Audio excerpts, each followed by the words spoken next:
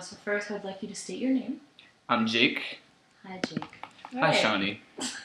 So, do you have a hair preference for black women, and if so, why? Yes, I do have a preference. I do prefer natural hair. I think this kind of sounds like repetitive and redundant, but I mean, it is unnatural, it's inauthentic, and it's just, I don't know, it's strange because of that in a way. Like, it kind of bugs me out a little bit, but at the same time, like, I don't think weaves or permed, relaxed hair, I don't think that's unattractive either. True. So, how, how would you describe a beautiful black woman, as a type of prototype? Yeah, I want to steer away from that just because I'm white. I don't want to put a beauty standard on black women. I think all black women are beautiful. True. So what does it mean for a black woman to be natural?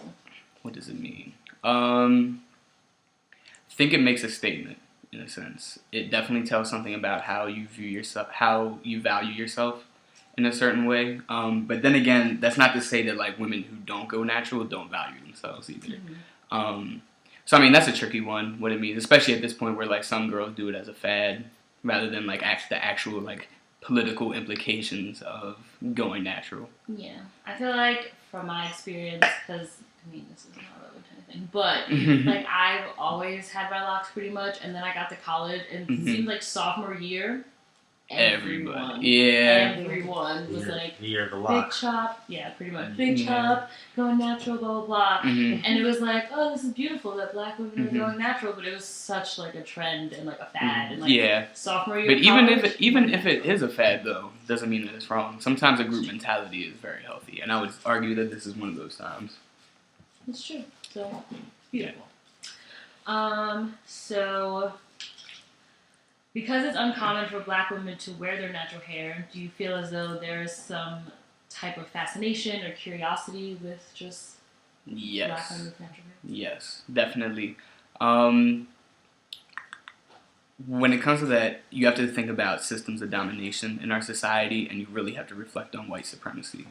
And in that matter, natural hair, kinky hair, hair that goes up instead of goes down, like that's the antithesis of what's considered valuable in our society, especially from a beauty outlook. True.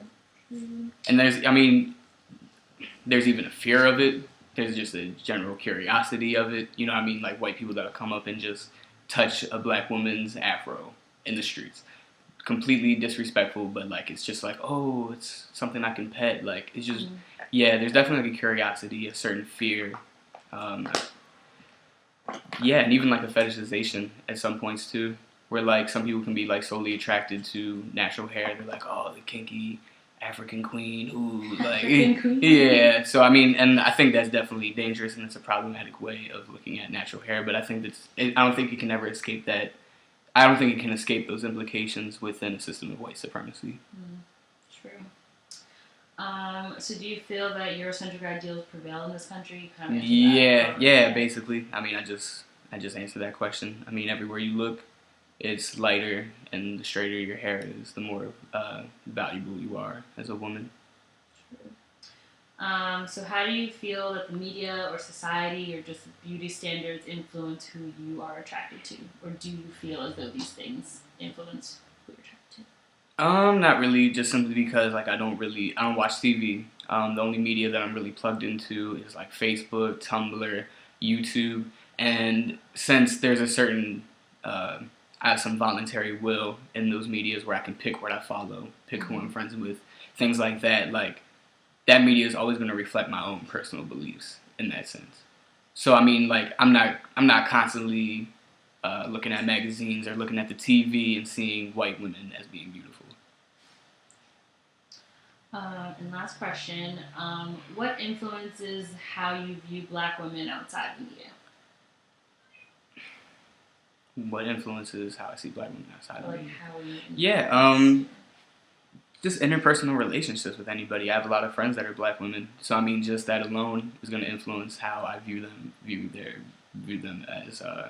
beauty, view their worth, everything. But I'm more of a humanist than anything. So What do you mean by I think there's an inherent value in everybody. that? True. So any last words or something profound to say to the black woman or about the black woman? Yeah, I mean, I do. I just don't want to force. I don't want to force out profound statements that could sound pseudo intellectual or anything. So, yeah, I'm okay. All right, cool.